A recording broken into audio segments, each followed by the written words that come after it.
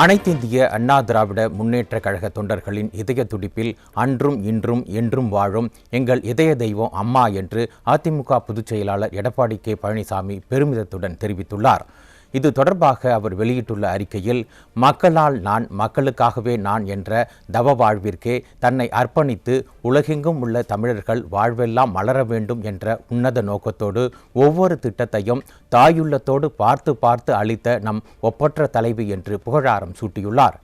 மேலும் நூற்றாண்டு கனவு நோக்கி நம் இயக்கம் பீடு நடை போடுவதற்கு அடித்தளமிட்ட தன்னிகரற்ற ஆளுமை இன்று வரையிலும் இனியும் எனது ஒவ்வொரு செயலுக்கு பின்னால் இருக்கும் எனது அரசியல் வேத நிலையும் மாண்புமிகு இதய தெய்வம் புரட்சித் தலைவி அம்மா அவர்களை அவர்தம் 9ஆம் ஆண்டு நினைவு நாளில் போற்றி வணங்குவதாக அதிமுக பொதுச் செயலாளர் பெருமையுடன் குறிப்பிட்டுள்ளார்.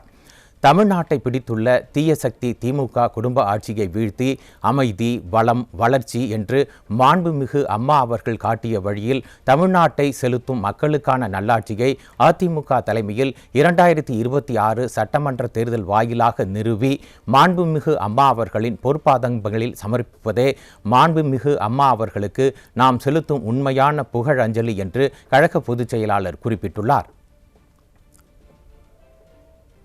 அனைத்திந்திய அண்ணா திராவிட முன்னேற்றக் கழக தொண்டர்களின் இதய துடிப்பில் அன்றும் இன்றும் என்றும் வாழும் எங்கள் இதய தெய்வம் அம்மா என்று அதிமுக பொதுச் செயலாளர் எடப்பாடி கே பழனிசாமி பெருமிதத்துடன் தெரிவித்துள்ளார். இது தொடர்பாக அவர் வெளியிட்டுள்ள அறிக்கையில், மக்களால் நான், மக்களுக்காகவே நான் என்ற தவ வாழ்விற்கே தன்னை அர்ப்பணித்து உலகெங்கும் உள்ள தமிழர்கள் வாழ்வெல்லாம் மலர வேண்டும் என்ற உன்னத நோக்கத்தோடு ஒவ்வொரு திட்டத்தையும் தாயுள்ளத்தோடு பார்த்து பார்த்து அளித்த நம் ஒப்பற்ற தலைவி என்று புகழாரம் சூட்டியுள்ளார். மேலும் நூற்றாண்டு கனவு நோக்கி நம் இயக்கம் பீடு நடை போடுவதற்கு அடித்தளமிட்ட தன்னிகரற்ற ஆளுமை இன்று வரையிலும் இனியும் எனது ஒவ்வொரு செயலுக்கு பின்னால் இருக்கும் எனது அரசியல் வேத நிலையம் மாண்புமிகு இதய தெய்வம் புரட்சித் தலைவி அம்மா அவர்களை அவர்தம் 9ஆம் ஆண்டு நிறைவு நாளில் போற்றி வணங்குவதாக அதிமுக பொதுச் செயலாளர் பெருமையுடன் குறிப்பிட்டுள்ளார்.